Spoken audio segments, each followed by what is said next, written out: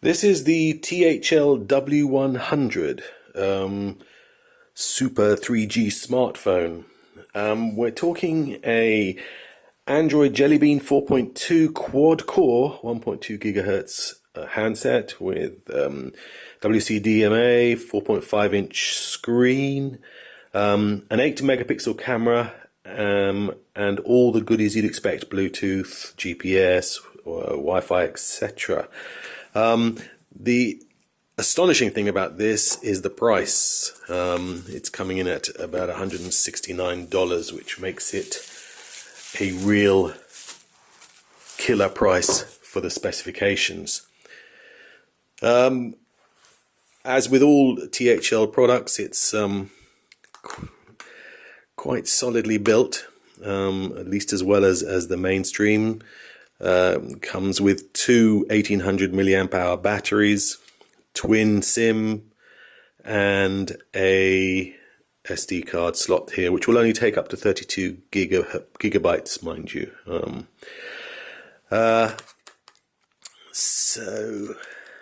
at the top here we can see the power button, micro USB charger, and the 3.5 for the headphone. Very neat. Some nice sensors on the front, volume switch, nothing else anywhere else. So it's quite clean. Soft keys at the bottom. So to switch it on.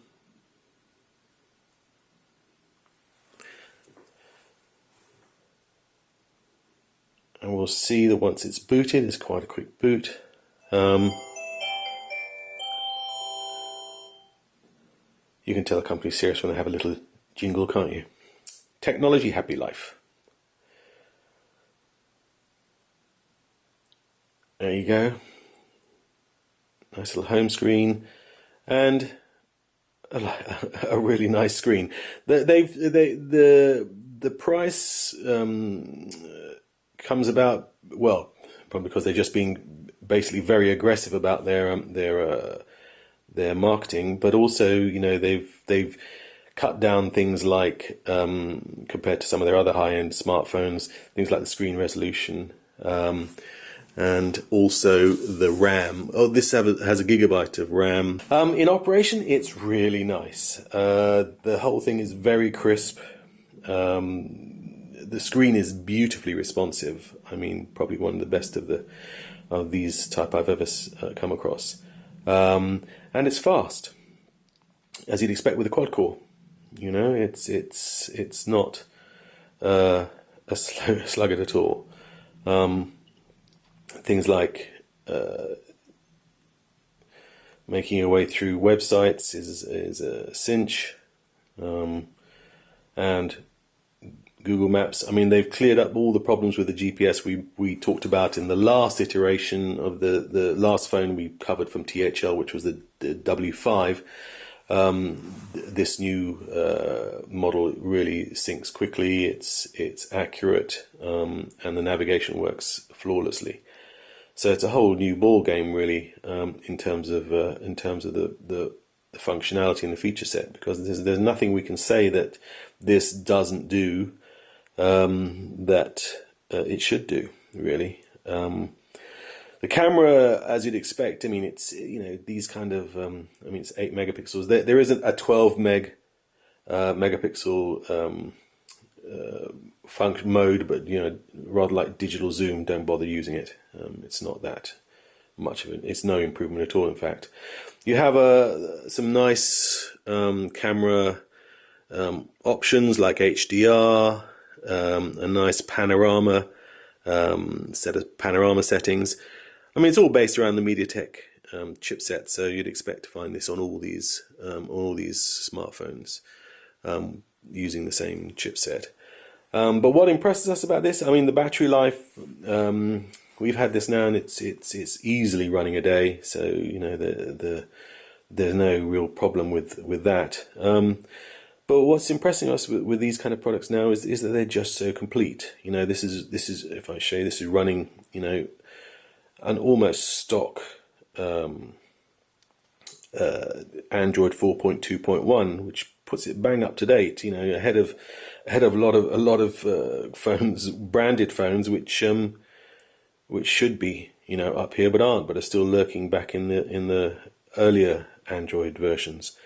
And everything's nice. Again, with the thing we love, this is the Twin SIM management system. So it's a really efficient way of handling or managing the two SIMs. So you can allocate data and calls to one, or do whichever way you want to do it.